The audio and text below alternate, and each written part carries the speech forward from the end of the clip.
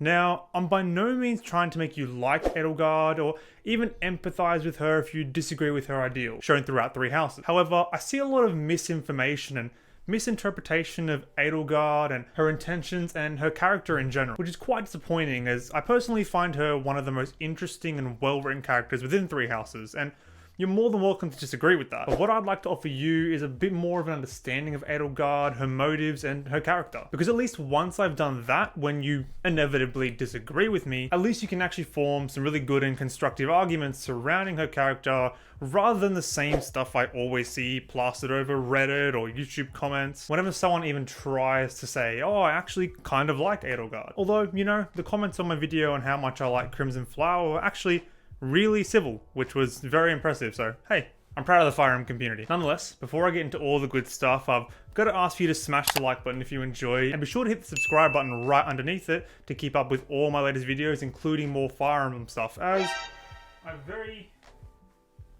very recently picked up Awakening and Echoes, so pretty excited to be playing these. I'm currently playing Awakening, and I'll get through Echoes after that, and I'll definitely be making some videos on them, as well as probably more videos on Three Houses, because I really did enjoy it that much. Also, don't forget to leave a comment down below of what you thought, your opinions. I'm more than happy to reply to all of your guys' comments. So before we get into all of this, I feel like I should give you a base understanding of Edelgard's backstory and how she came to the point of where we saw her in Three Houses. So throughout her childhood, her father, who was the Emperor of the Empire, lost much of his political power. He ended up being controlled by some of the higher up corrupt nobles, as well as those who slither in the dark, and ended up being more of a political puppet in a sense. Due to this, those who slither in the dark began harsh crest experiments on children. These experiments ended up exhausting, if not killing, all 10 of Edelgard's siblings. There were others such as Lysithea, who were also experimented on, which turned out to be a success. They were able to replicate these successes with Edelgard, giving her the crest of flames, her signature white hair, and drastically shortening her lifespan. So if you don't get why she despises the crest system so much, maybe now you understand. Think of Twisted and crests as Itachi and Edelgard as Sasuke, for instance, which actually makes a lot more sense than you'd think. I mean, Sasuke joins the Akatsuki to use their power for his benefit in the same kind of way Edelgard did with those who slither in the dark, but I digress. So the first thing I really want to discuss is something I hear a lot of complaints about, and that being Edelgard's character development. A lot of people seem to be under the impression she's stagnant throughout the series and basically being stubborn and not changing her ideals, but that's just not the case at all. Just because she's firm with her beliefs doesn't mean in the slightest that she doesn't grow as a character, learn from others, and take what she's learnt from others to shape different perspectives on her own ideals. Edelgard really isn't as narrow-minded as a lot of people seem to think. Some particular supports I want to talk about as examples for this would be her supports with Hanneman and Manuela throughout Crimson Flower, which were actually brought to my attention from a commentary on my previous video. Hanneman studies crests, so Edelgard would inherently have a bit of a distaste towards him because of that, considering her own hatred for crests and what she's gone through in her childhood. However, post-time skip, through her B and A supports with Hanneman, she actually comes to an understanding that he supports her ideals, but in a bit more of a realistic way. Because the fact of the matter is, it's really difficult to just get rid of the crest system, and it's just not going to go away that easily, which is why he endeavors to understand them further. He also has a driving motivator to understand them further due to his sister's passing. Edelgard himself can actually relate on a fact that they have a trauma in their past that isn't actually holding them back, but driving them into a better future, just in two different ways.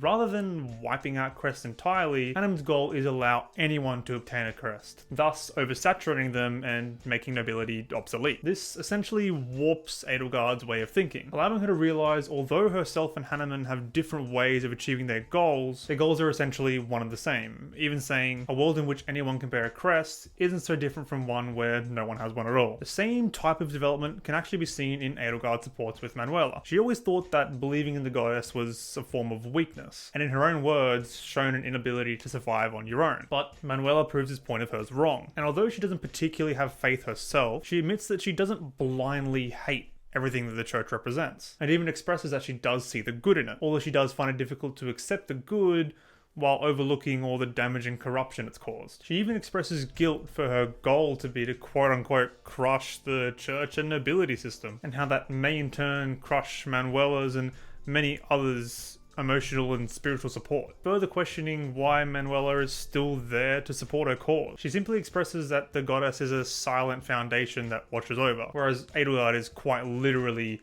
building a foundation for a better future, supporting everyone with her own flesh and blood. And then basically just goes on a little tangent about how Edelgard inspires people. This whole support chain allows for Edelgard to A, better understand people of faith and their importance to Faldlin and not completely dismiss them, and B, affirm to herself through Manuel's words that she is on the right path. These two supports in themselves already show a near flip of her attitude towards the Crest system and people of faith, allowing her to broaden her understandings yet still remain firm with her beliefs. This also proves to demonstrate how much she's matured post-time skip, which, to be fair, is expected and does make sense. But hey, people just love to say she hates the church, wants to see the world burn, and is just a stagnant character throughout the series, not showing any growth. Forwarding on with the belief that Edelgard just wants to see the world burn and is nothing but heartless and evil, I want to actually talk about Edelgard's emotional state, as people really just tend to lean towards the fact that she's cold, and that couldn't be any further from the truth. Some examples for this point I want to bring up are the end of chapter 15,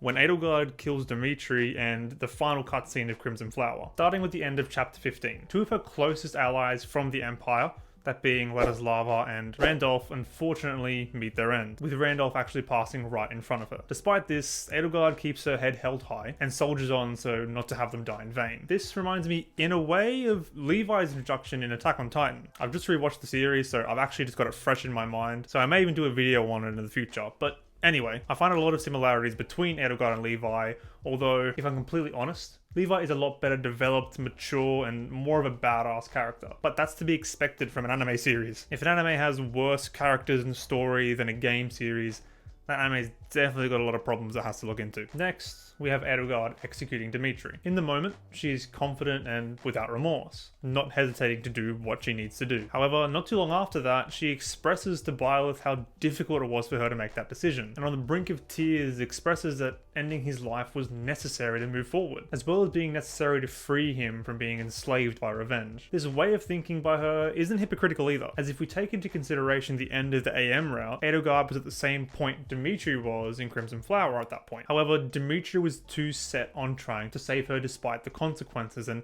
essentially didn't have the guts to take her life, thus provoking Edelgard to throw the dagger and force Dimitri to make that decision and kill her, the same way she would have, or did, do to him. Lastly, I want to discuss the final cutscene of Crimson Flower. The moments in that cutscene where Edelgard thinks that Byleth is dead is really the point where we get to see all those emotions that were bottled up previously throughout the story finally overflow. She's finally able to express these emotions as everything is seemingly over, and she begins to bawl her eyes out uncontrollably, and continues to cry even when Byleth's heartbeat returns and she realizes he's alive. This burst of emotion is really a way for us, the player, to see and prove that Edelgard at the end of the day is still only human, and not just some cold-hearted monster, but a firm leader, with a facade that knows how to lead her empire and inevitably lead them to victory. So essentially Edelgard's character arc is very subtle and goes from her initially suppressing her emotions due to her childhood trauma and overtaking a facade, first being the Flame Emperor and then obviously being herself throughout the rest of the story, to slowly progressing and inevitably becoming more human again, finally allowing herself to open back up and express her emotions fully. So with all of that, I hope you have a better understanding of Edelgard's character and her character development throughout the series, although obviously subtle. I just wanted to bring some light to it and actually try to explain it, as I feel like a lot of people don't quite understand it and just brush a lot of things under the rug and just pretty much say she's some cold-hearted monster. But anyway, I hope you all enjoyed, and if you did, be sure to hit that like button and subscribe, and that's it. Have a great day. See you later. Peace.